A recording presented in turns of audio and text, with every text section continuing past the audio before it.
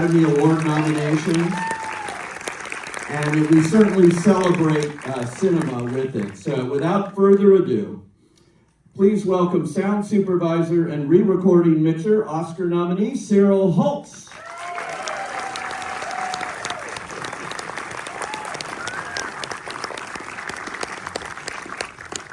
She is a film editor nominated here. She has edited all of Jacques Audiard's films. I think it's about 9 or 10 of them, including Emilia Perez, Juliette Welfling.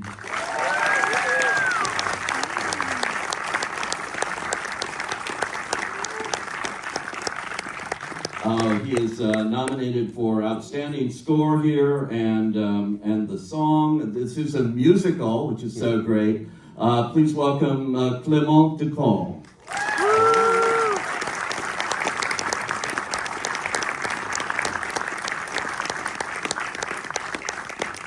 And Oscar-nominated composer, songwriter. 2 songs from this are nominated from the film El Mal and Mi Camino. Please welcome Camille.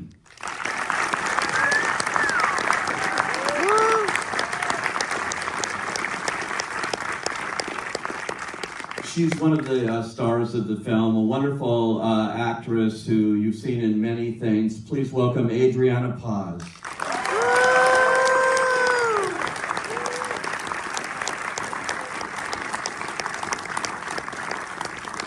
And as Rita just received her first Academy Award nomination for Best Supporting Actress, please welcome Zoe Saldaña.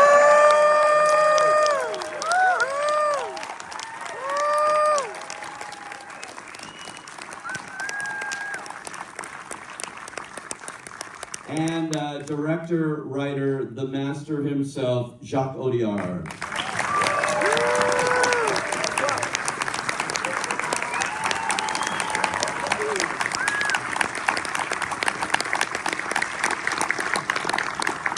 And this is Nicholas, who will serve as our translator for Jacques tonight. Congratulations to all of you on the acclaim here, all the Academy Award nominations, the SAG nominations. I should mention that Adriana and Zoe are nominated together as part of the ensemble at the SAG Awards. Very exciting. And so many others. I saw this picture in Cannes, at probably its first screening at one of them, and just didn't know anything about it. And was blown away. It does exactly what a movie should do. It takes you somewhere you've never been. And Jacques, I got to start with you because this started. You adapted it from an operetta, from an opera. Did you ever consider just doing it as an opera, or was it always a film in your mind? D'abord, ça m'a beaucoup étonné, c'est que ça m'est venu sous forme d'opéra. Et je ne suis pas du tout coutumier de cette écriture-là. Et ça veut dire une chose, en tout cas, c'est que la musique, et le chant et la musique, et éventuellement la danse étaient déjà là. Well, it really surprised me because it came to me as an opera, which is a form that I'm not used to writing for. But what that means is that from the very start, singing, dancing, music were part of the project. Yeah, and what about, this is a musical, and very much different. I know Mrs. Gene Kelly, who I know very well, Patricia said, Gene Kelly would have loved this movie. It's that's a huge compliment, by the way, the biggest I can think of. Je le prends comme tel. I take it as such. C'est du miel à mes oreilles. For me, that's honey to my ears. Yeah. So taking on a musical, though, this is a new area for you cinematically. So talk about the challenges. Le défi. Le défi, mais comment c'était de faire une chose que nous n'avions jamais faite. C'est-à-dire que comme moi j'écris normalement des films, j'allais dire normaux, c'est quand même bizarre.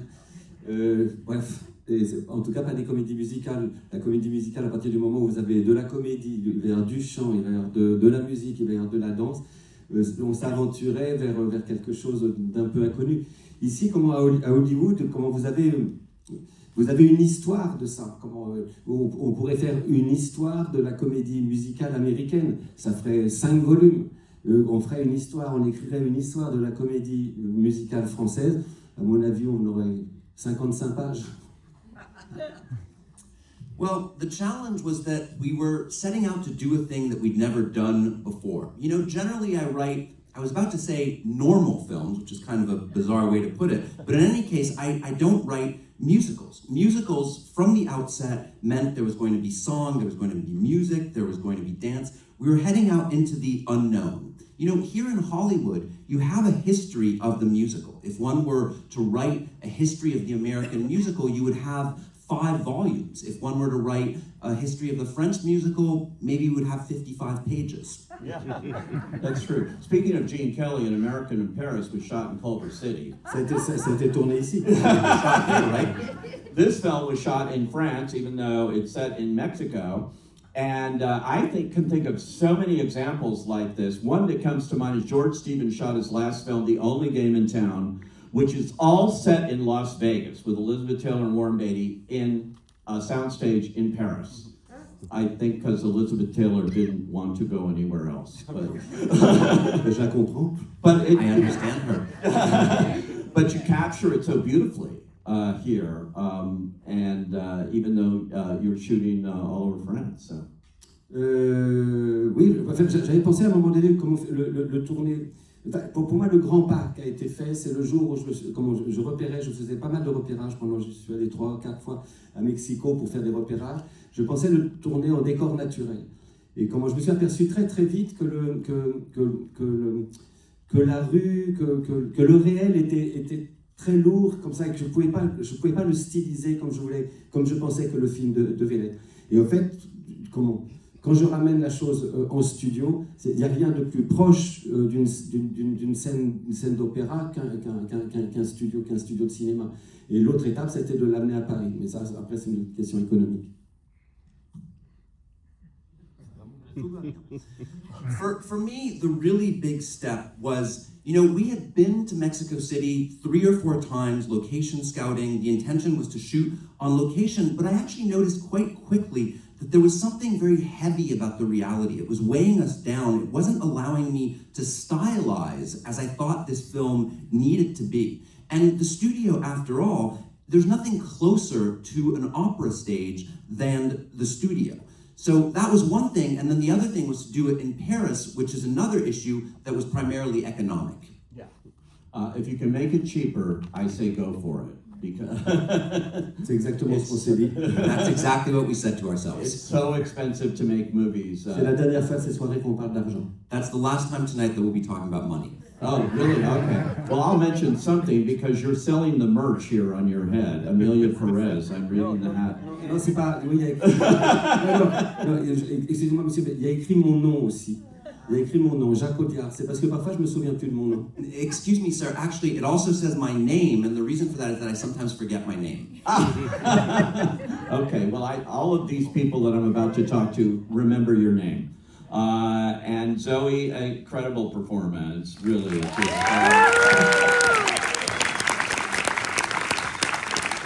And, you know, it sort of encompasses everything up to this moment in your career. To dance, which you started as singing, acting, drama, everything this role calls for, and finding it. And how did you find Rita? How did you approach her in playing this? I mean, it was a compilation of many things, endless conversations with Jacques and his creative team. It was also reconnecting through sense memory of my experiences growing up in Latin America, and finding some kind of commonality with Rita. And it turns out that we did have a lot more in common than I was able to admit. And that takes a lot of vulnerability to know that even though a person appears completely different from you, can be stemmed, you know, I think I made up that word, but it's okay. Their intentions are coming from the same place as you. It takes vulnerability for you to admit that, you know. Rita had been overlooked, and she felt burnt out. And I've felt overlooked in my life one way or another. At the dimensions of Rita, I cannot say, but I know what those feelings are. To feel impotent in an environment that is completely isolating you because of your gender or your race, and to feel kind of like eager, like, you know, desperate to become something more. All of those feelings were really relatable feelings. What I needed to do was to really be in her shoes. That way I wouldn't be afraid of the decisions that she has to make. I needed to immediately forgive myself, knowing that I was not Rita. And therefore, I can just be her and understand why she would make the decisions that she makes. And that gave away, you know, that gave way to a really insightful journey that became also, you know, safely entertaining, incredibly rewarding, because I was also able to reconnect with parts of my life that I had never done in my art. You know, like as a daughter of immigrants, Spanish is my first language. But the moment you begin to grow up in this new world, you code switch, and you just do it so naturally, and you don't really know that you're doing it, and it's unintentionally. But as an artist, I was feeling like I would, you know, wanting both of my identities to blend in so that I can make art in that form. And Emilia came just at the right time for it. So cool. Adriana, you were part of the Cannes winning team of Best Actress this year in Cannes. That was exciting, I'll bet. Yeah, right?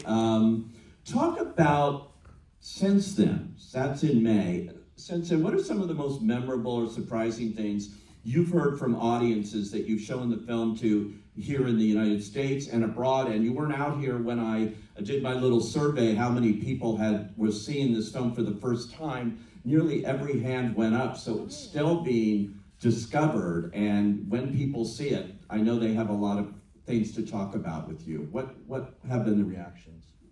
Hello, good night. Well, being in Cannes for me was an unforgettable experience, and being part of this combo with these amazing girls too. And during the most of the tour of Emilia Perez, I think that one of the most memorable things that I remember, it was in Telluride.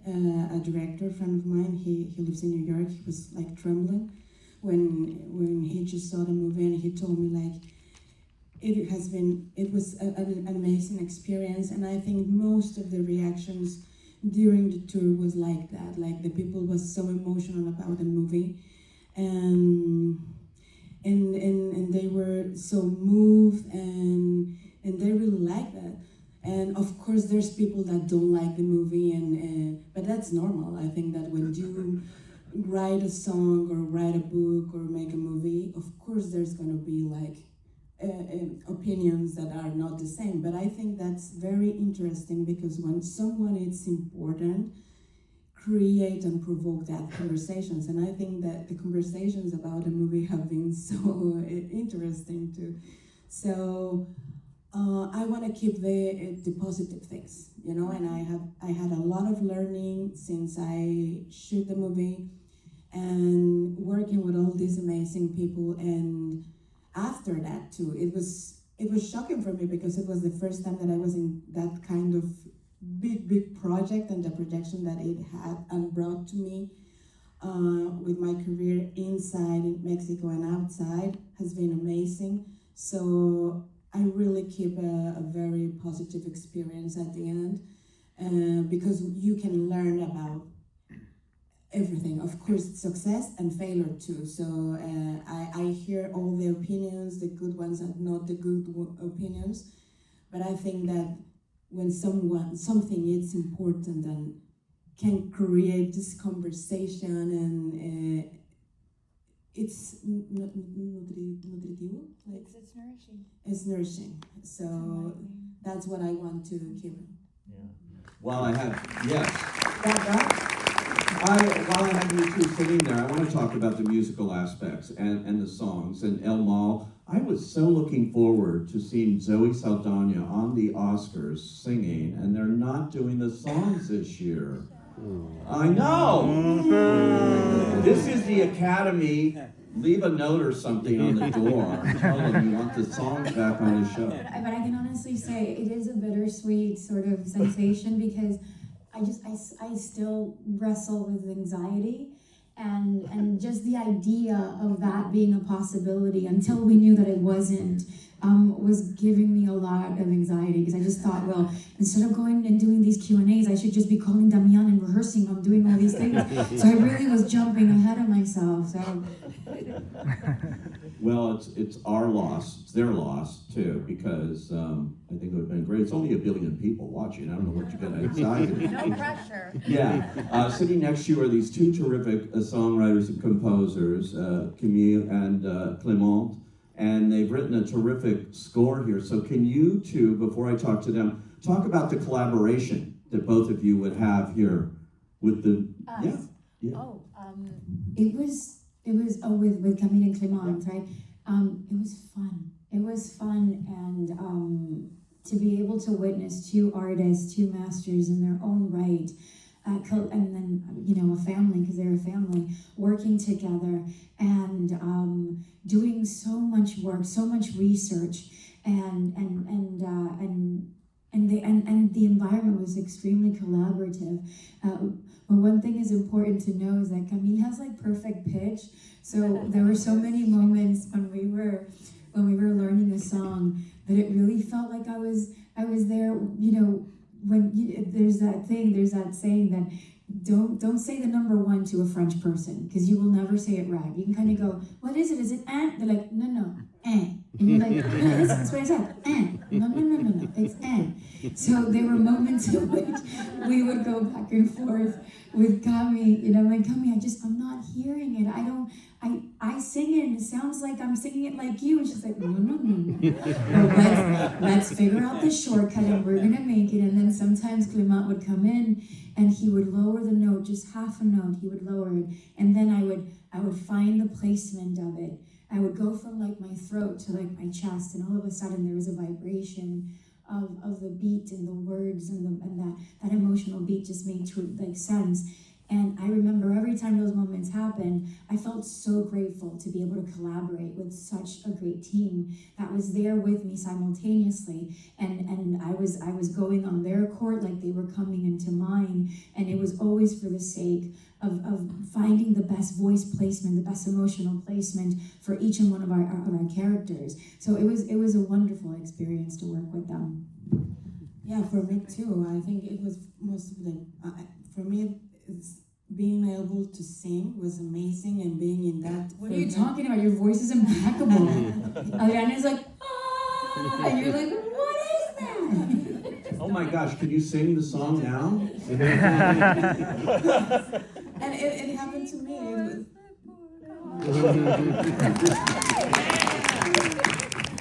Well, it was exciting because I love singing, and every time that I sang that song, it was like, yes, it was joy for me. But it happened to me. It was like, and she was like, no, that's not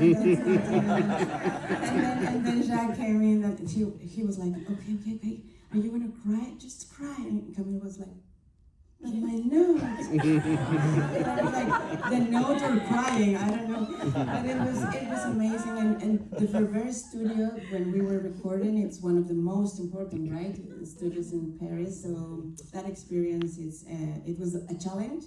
It was the most challenging thing, but at the same time, it was a gift. Yeah. A gift. I love singing. I really want to make another musical.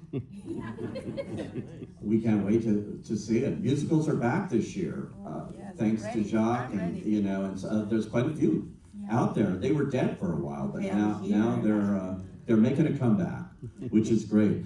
Before I go to the composer Jacques, I heard that you auditioned.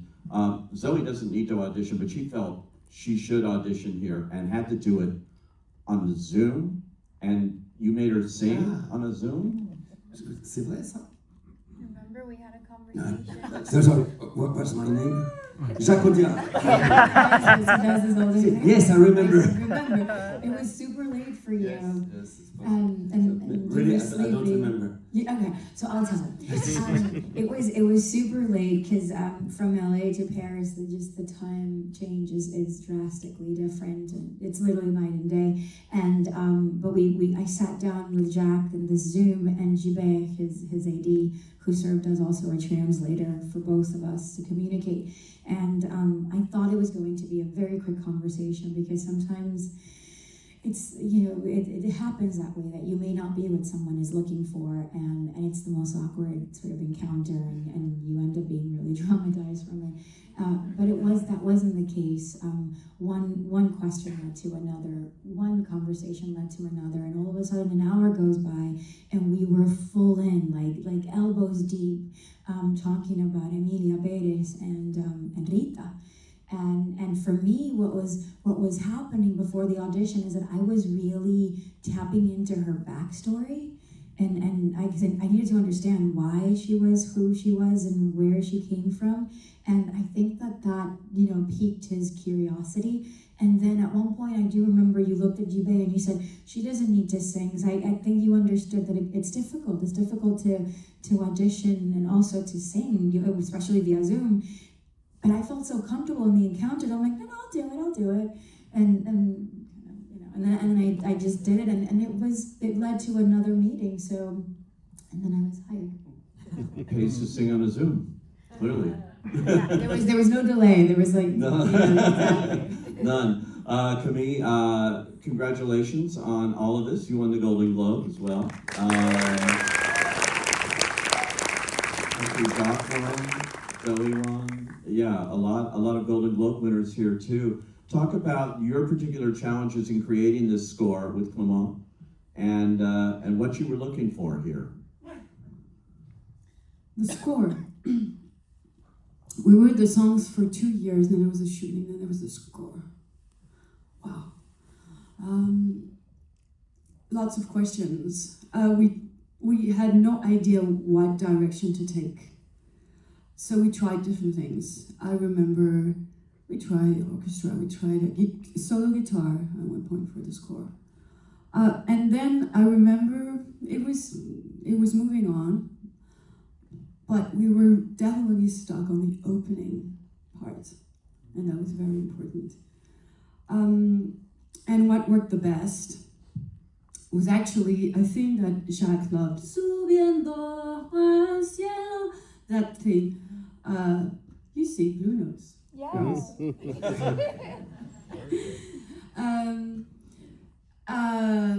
And we arranged it in a very electronic-y way.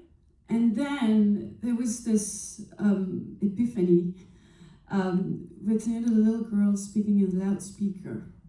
Se compran colchones. Well, actually, she's singing quieter than that. Se compran colchones, the loudspeaker. And we thought, okay, that movie should start with a scream, and that scream should anticipate the loudspeaker. And that those two vocal moments, me singing in a different way and with different effects and with a powerful orchestra on the second thing, really worked for Jacques. And we thought we should go for a mainly vocal score, and with breaths and vocal and with something that would sound like a heartbeat. Because Jacques, from the very beginning of even the script writing, he mentioned music as a heartbeat for the movie and as a suspense too, because the movie has suspense. So we took that direction, and it took a long time still from there, but it was an important moment. And what about for you, Clement?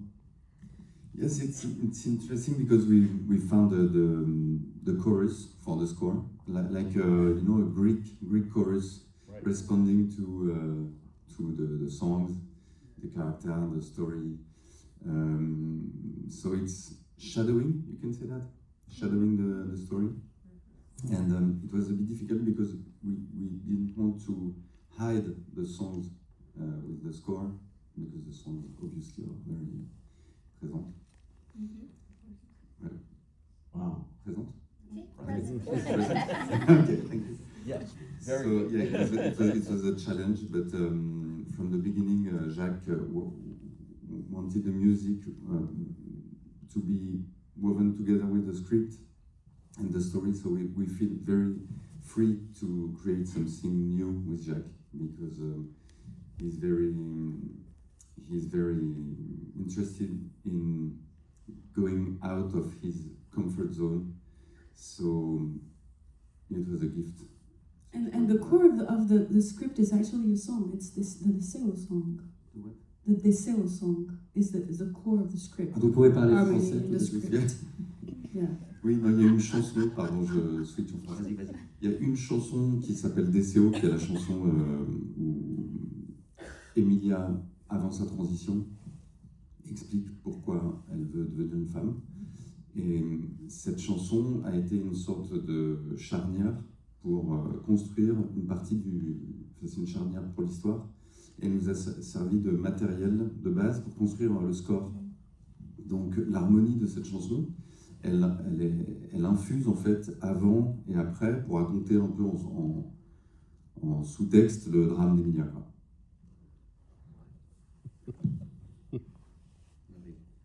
Are you writing emails? Or?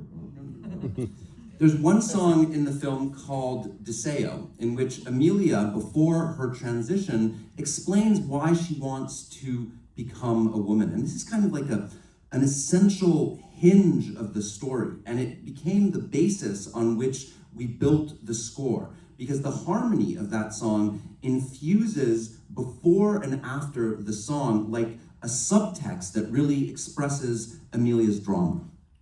I have to say, I just watched him write all this out. That is remarkable. It's like 3 scribbles, and he gets the whole thing. Really good. Congratulations. Amazing. Juliette, what number film is this with you and Jacques? I think the 10th, no? 10th film? Je ne compte plus, moi. Ouais. I'm not counting anymore. Please continue. I think Quand on aime, on ne compte pas. When you love, you don't count. Well, you have quite the collaboration, and talk about this particular one. How did it differ for you from the point of view of editing it, all the tonal shifts and everything you had to look for? Well, I don't know if it differed really from the others, but the other movies Jacques had done before, the normal movies. The thing in this one is that maybe because of all these genres, and also the fact that it's really not a realistic movie, it's really like, I don't know, une fable, or I don't know. A fable? Yeah, maybe something like that. So it allowed us freedom, I think total freedom. We could do whatever we wanted on the normal scenes. But then on the musical scenes, it was very different because it's really like math, you know. You don't mess with music and dance. So this was, to me, the challenge was to mix the freedom of the normal scenes and try to find this freedom in the musical scenes as well, or at least that it looks that it's done freely. I don't know how to say it, but Nicolas, maybe you can interpret. No, it's okay. You said it great. Can you talk about your collaboration with her, obviously all over these years? Avec Juliette? Eh bien, qu'est-ce que je pourrais dire?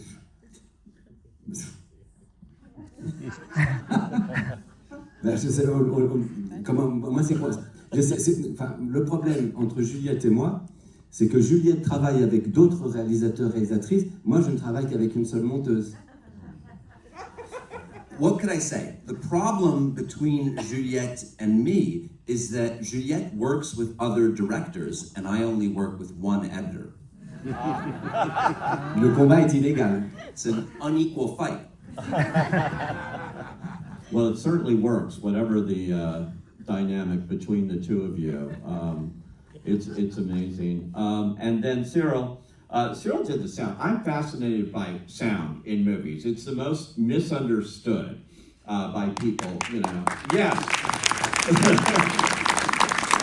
and what goes into it. But what about the particular challenges of shooting this on sound stages there and then creating the soundscapes to make them realistic and work here? I mean, what was your biggest problem on this movie? I'm going to say it in French.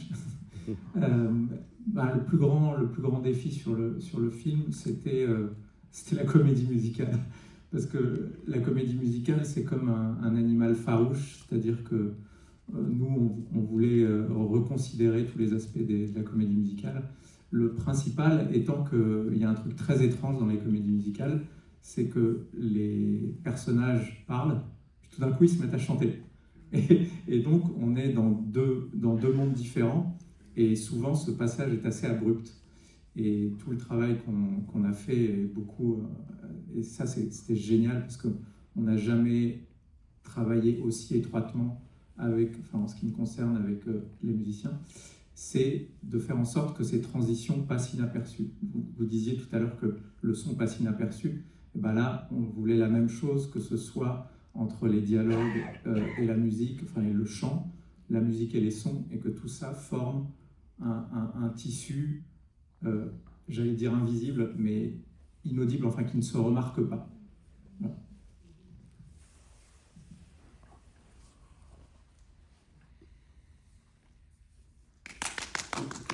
So the biggest challenge with this film was the musical. You know, the musical is like a wild animal. We wanted to reconsider every aspect of the musical here. And the principal thing, the strange thing about the musical is that you have characters who at one moment are talking and then at another moment are singing. So you have these two worlds, and sometimes there'll be an abrupt passage from one to the other. And what was so great for me is that I had never worked so closely with the musicians. You know, we really worked so that these transitions would go unnoticed. Earlier, Clement and Camille were saying, you know, we tried to have the music go unnoticed in a sense, and that was really what we were trying to do, is to try to have this kind of invisible, inaudible fabric of the two where you wouldn't really notice the transition. Well, it's seamless, to be sure. I'm getting a little signal here that our time is up, but all of you did exemplary work on this, top of your game. And I'm so happy you could come out here, especially you too, Jacques Audiard. Such an honor to sit here with you. You're amazing. We will be seeing you here all the rest of the season, but I hope that you tell everybody to go see the movie, just like you saw it, and isn't it great to see it on a screen too? Yeah, that's the way, all of the things we're talking about. Thank you, everybody. Thanks for joining Deadline.